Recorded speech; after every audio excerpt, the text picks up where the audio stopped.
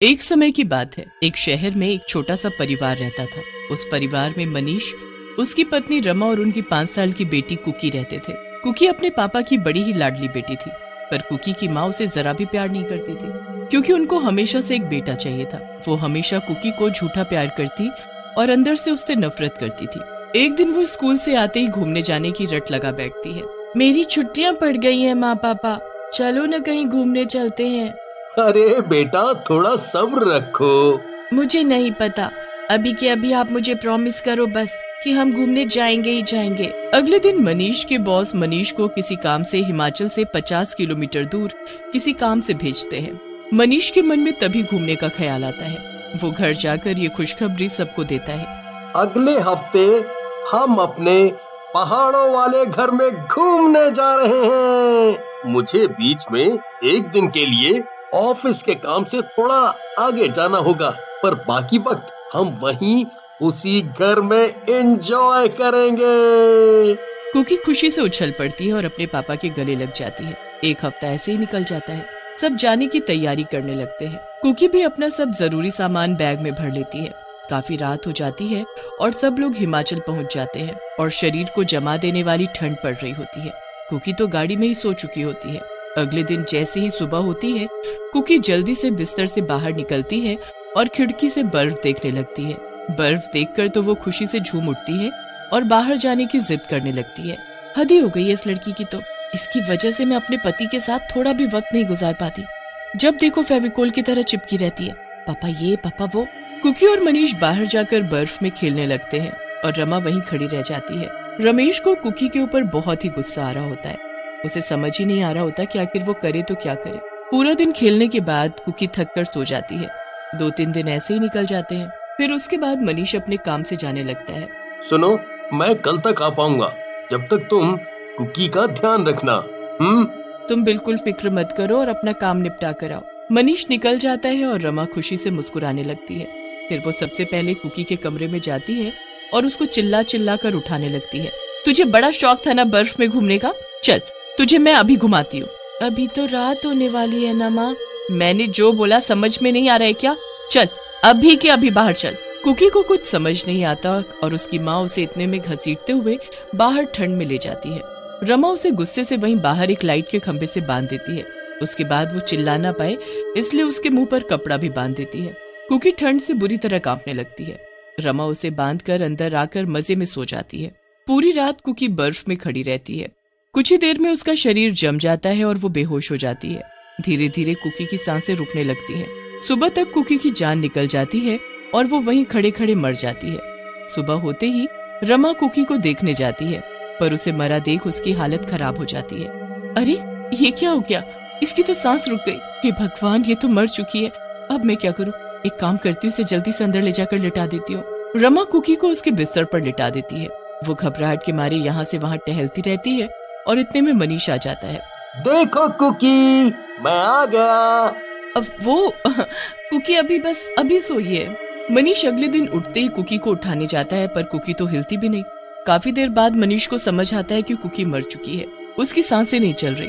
वो बुरी तरह चिल्लाने और रोने लगता है। ये कैसे हो गया? मेरी बेटी को क्या हो गया? मनीष को इस बात का बहुत सदमा लगता है। कुछ दिन ऐसे ही बीत जाते हैं। मनीष और रमा अपने घर भी वापस आ चुके होते हैं। फिर एक रात जब मनीष सो रहा होता है तो रमा को एक ठंडी हवा का झोंका आता है। अरे इस गर्मी में ये ठंडी बर्फ जैसी हवा कैसे? रमा उठकर देखती है तो नीचे फर्श पर बर्फ ही बर्फ पड़ी होती है। रमा अपने कमरे में बर्फ देखकर हैरान रह जाती है। इतनी गर्मी में ये बर्फ कहाँ से आई? रमा उस बर्फ को देख ही रही होती है कि तभी उस बर्फ से एक चुड़ैल बच्ची निकलकर उसके सामने खड़ी हो जाती है। रमा उसे देख जोर से चिल्लाती है, चुड़ैल जल्दी उठो मनीष। नहीं छोड़ूंगी तुझे, अब तू नहीं बचेगी मुझसे। रमा की चीख सुनकर मनीष जल्दी से उठ जाता है और रमा को पसीने में तर देखकर उससे पूछता है तो रमा डरते हुए सामने की तरफ हाथ करती है। वो चुड़ैल कहाँ है? चुड़ैल, क्या तुम भी बच्चों की तरह सपना देखकर डर जाती हो? नहीं मनीष, सच में वहाँ चुड़ैल थी और पूरे कमरे में बर्फ ही बर्फ। रमा वापस सो जाती है और फिर अगले दिन हमेशा की तरह मनीष के ऑफिस जाने के बाद रसोई में खाना बनाने लगती है। रमा चुपचाप रसोई में अपना काम कर रही होती है कि तभी सामने वाली खिड़की अचानक खुल जाती है और उसमें से बर्फ का एक झोंका अंदर आता है। रमा डर के मारे अचानक पीछे हो जाती है। पूरी रसोई में हर तरफ बर्फ ही बर्फ। ये सब क्या हो रहा है मेरे साथ? अभी तो इतनी लू चल रही थी और अचानक ये बर्फ। उसी चुड़ैल बच्ची को भागते देख रमा जल्दी से बाहर जाकर देखती है तो वो चुड़ैल बर्फ के ढेर में खेल रही होती है। फिर अचानक वो कांपने और रोने लगती है।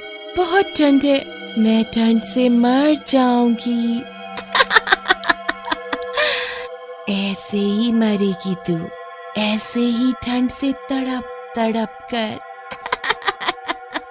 कौन हो तुम? मुझे क्यों परेशान कर रही हो? मैंने आखिर किया क्या है? तूने मेरी जान ली है। मैं कोई और नहीं बल्कि तुम्हारी बेटी कुकी हूँ। चुड़ैल नहीं, तुम्हारी बेटी हूँ जिसे तुमने मार डाला। अब मैं अपनी मौत का बदला लेने आई हूँ और अपना बदला लिए बिना मेरी आत्मा को शांति नहीं मिलेगी। नहीं नहीं, ऐसा नहीं हो सकता। तुम कुकी नहीं हो सकती। नहीं नहीं। रमा वहाँ से भाग जाती है और सीधा अपने कमरे में जा छुपती है। उसे कुछ समझ नहीं आ रहा होता कि वो करे तो क्या करे, क्योंकि वो ये बात अपने पति को भी नहीं बता सकती थी। रमा हर वक्त डरी रहती है और मनीष के आने का इंतजार करने लगती है। मनीष रमा को देख उससे पूछता है तो वो घबराकर जवाब देती है, वो बस कुछ नहीं, वो बस मैंने रात को जो सपना देखा था ना, उसी से डरी हुई हूँ। क्या हुआ माँ? सच बताने में डर लग रहा है क्या? चुड़ैल, बचाओ बचाओ। मनीष मुझे बचाओ। मुझे इस चुड़ैल से बचाओ, ये मुझे मार डालेगी। क्या हुआ रमा? आखिर तुम्हें हुआ क्या है? वो चुड़ैल वो मार डालेगी मुझे बचा लो मनीष। मनीष रमा को तसल्ली से कमरे में ले जाता है। रमा अभी भी डर से कांप रही होती है। जैसे तैसे रमा सोने की कोशिश करती है पर उसे हर वक्त ठंड लगती रहती है। इतने कंबल उड़ाने के बाद भी रमा का शरीर ठंड से जम रहा होता है और धीरे धीरे उसके शरीर पर बर्फ जमने लगती है। मनीष उसकी ये हालत देखकर बड़ा ही परेशान हो जाता है। कुछ तो गड़बड़ है रमा। इतनी गर्मी में तुम्हारे शरीर पर बर्फ जमने लगी है। बस कुछ समय और, सुबह तक तुम भी मेरी तरह तड़प तड़प कर मर जाओगी। नहीं, मैं मरना नहीं चाहती। मुझे मत मारो, मुझसे गलती हो गई, मुझे माफ कर दो। कुकी देखो कैसे मुझ पर हंस रही है। वो मुझे मार डालेगी, ये सब उसी ने किया है। पर वो तो मर चुकी है रमा। वो यहाँ कैसे, कहाँ है?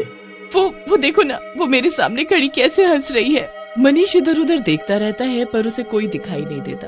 उसे लगता है कि रमा की दिमागी हालत कुकी के मरने की वजह से खराब हो गई है, पर उसे बर्फ के जमने का कारण समझ नहीं आता। रमा भी लगातार पागलों की तरह उस चुड़ैल बच्ची को देखकर चिल्लाती रहती है।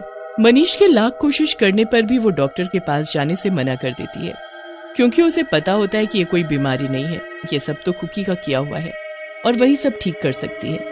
आधी रात तक रमा की हालत बहुत ही खराब हो जाती है। मुझे बचा लो, मुझे मत मारो। कभी नहीं, तुमको मरना ही पड़ेगा और अगर तुम बचना चाहती हो तो सब अपने मुंह से सच सच मेरे पापा को बताओ कि कैसे तुमने मेरी जान ले ली। नहीं, मैंने तुम्हारी जान नहीं ली, वो तो गलती से। किसकी जान ली है तुमने? कुछ तो गड़बड़ है रमा। क्या छुपा रही हो मुझसे? सच बताओ, सच बताओ। रमा इतना डर जाती है कि वो सब सच बक देती है। उसकी बात सुनते ही मनीष जमीन पर सर पकड़कर बैठ जाता है और तेज तेज रोने लगता है। मनीष की इतनी बात सुनते ही कुकी उसको दिखने लगती है। कुकी को देख मनीष बहुत दुखी भी होता है और खुश भी। इसमें आपकी कोई गलती नहीं थी पापा, मुझे तो खुद नहीं पता था कि मेरी माँ मेरे साथ ऐसा करेगी। खैर, अब इनको इनके किए की सजा जरूर मिलेगी। नहीं, मुझे माफ कर दो। कुकी वहाँ से गायब हो जाती है और रमा पहले की तरह ठीक भी हो जाती है, पर मनीष उसे छोड़कर हमेशा के लिए उसी घर में रहने चला जाता है जहाँ कुकी की मौत हुई थी। और रमा जिंदगी भर अकेले उस घर में पड़ी रोती रहती है और अपने किए कर्मों की सजा भुगतती रहती है।